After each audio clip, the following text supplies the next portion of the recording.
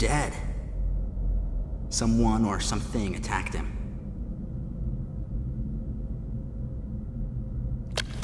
Whoa! Get away from me!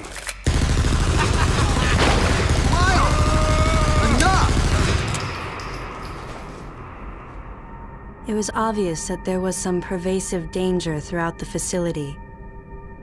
I didn't know what had brought Adam here, but I did know that cooperation was imperative if we were to restore safety. Adam, listen to me. Clearly, this facility is in complete disorder. It might be too dangerous for your men to go alone.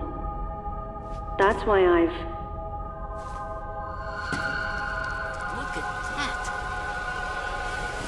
They're coming out of the wall! Right, stay calm. What is... Look out! Anyone back!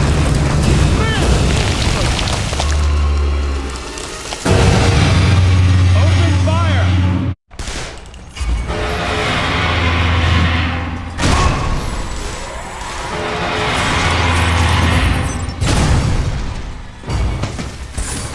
This ain't good! Nothing's working!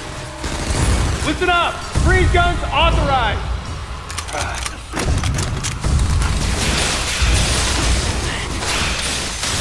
Sam, I'm authorizing missile use!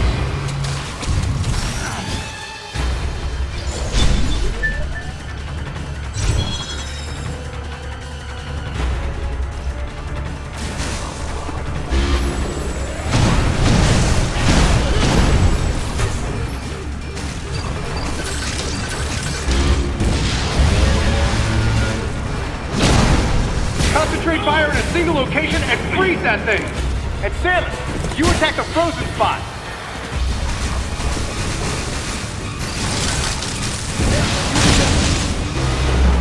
Switch target!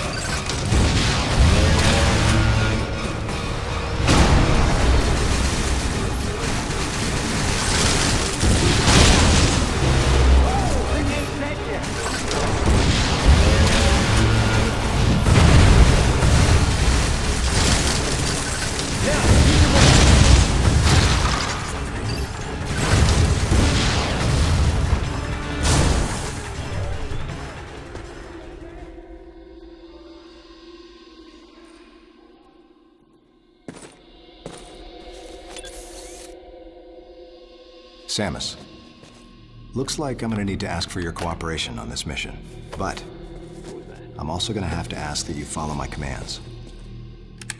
You don't move unless I say so, and you don't fire until I say so.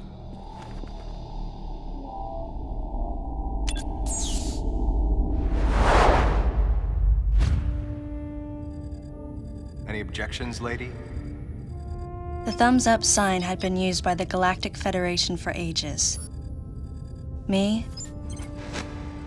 I was known for giving the thumbs down during briefing.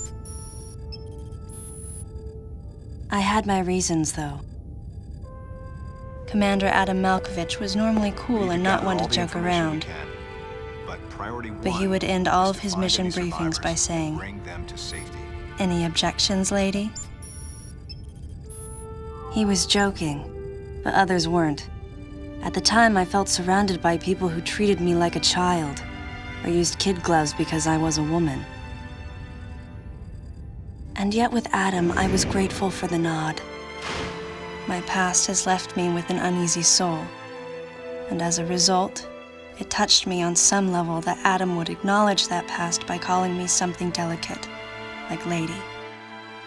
And I knew more than anyone that every word from Adam was deliberate. My thumbs down was a twofold response.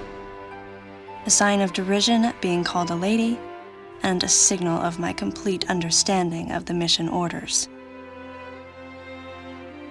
The other soldiers were always willing to support me with easy smiles despite the fact that I clearly had so much yet to learn.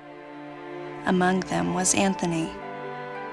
In the face of his well-meaning behavior and that of the other soldiers, my response was to become increasingly bitter.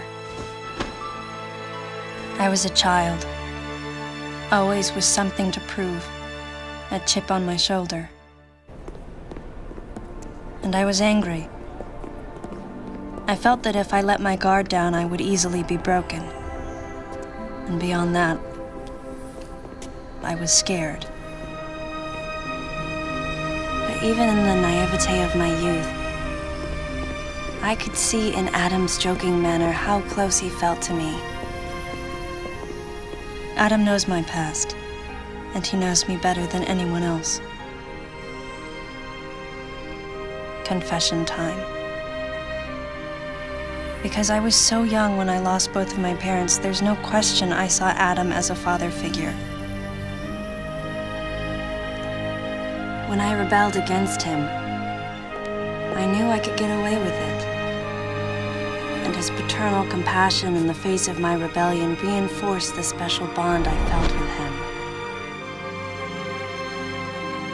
I understood well that chances were slim that I would ever find anyone that understood me like Adam. And yet, when the time came, I still left his side. I was so young and naive.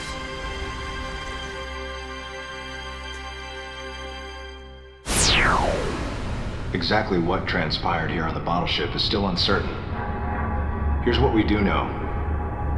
The equipment we thought had been destroyed is operational again. And we've seen casualties attributed to an unidentified and lethal creature. The situation is critical. We need to gather all the information we can, but priority one is to find any survivors and bring them to safety. Consider this site extremely dangerous. Be careful as you make your sweeps. And there's one problem. The wireless interference in this facility is all-pervasive. Your comm systems are useless. As a result, communication channels will be limited to the facility's navigation booths. Well then, Lyle, investigate Sector 1 and show a little restraint with the explosives. Gotcha. Maurice, you cover Sector 2. Repair any equipment you come across. Affirmative. Anthony, you're Sector 3. I'll leave it to you to decide whether plasma guns are called for. All right. James, check out the control bridge. Our communication issues might be the result of electrical interference. Yes, sir. And KG, run a complete sweep of the residential quarters and investigate any trace of survivors. Got it. Each of you is authorized to use a freeze gun. Do not forget to check in regularly via navigation booths. And Samus, you go to the system management room. Do everything you can to get the electrical system back up and running. Looks like your comm system is still functional. Remember, everything you see will also appear on this screen. Regarding auxiliary weapons, the use of bombs has been authorized. As far as your other weapons go, we will continue to investigate and authorize use as we can. However, we currently have no plans to authorize the use of power bombs. As you know, they have the ability to spread a high-temperature heat wave over a large area, impacting living things, which is a nice way of saying they can vaporize humans instantly. You should be well aware of how dangerous power bombs are, and how their devastation can't be obstructed with common materials. Once the mission in the system management room is complete, I need you to report back. I'll give you your next orders then. I want you all to be especially careful as you execute your missions. That's the end of the briefing. It was the first joint mission I'd been a part of since becoming a freelance bounty hunter. And of course, it was the first time since my Federation days that I was following the orders of a commanding officer. Having received mission orders from Adam, I felt confused and strangely exhilarated at the unexpected turn of events. I responded. Understood, Adam. No objections, of course.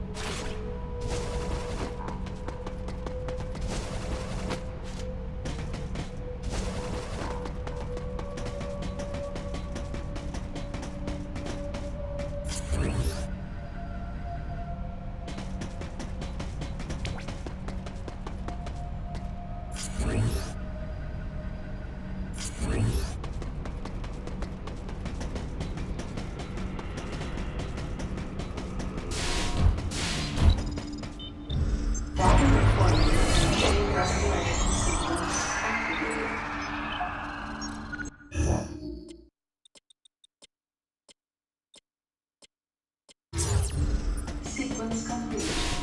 Process successful.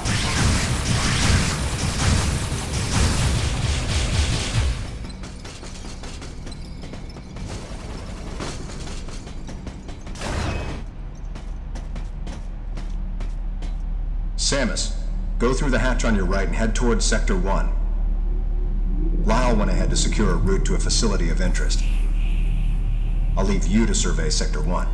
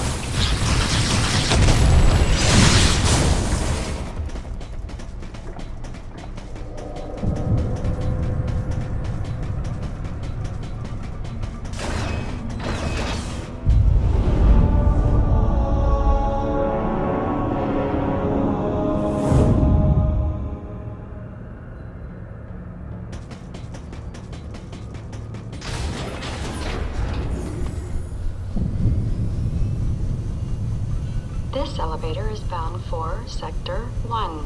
A Level 3 warning is now in effect in Sector 1. Please avoid traveling alone and remain armed. Stay alert to your surroundings at all times.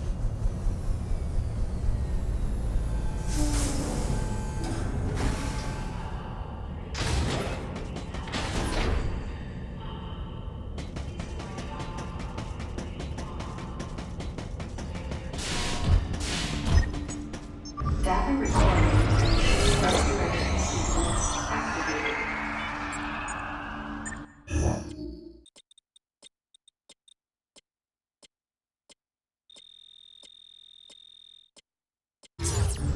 Sequence complete. Process successful.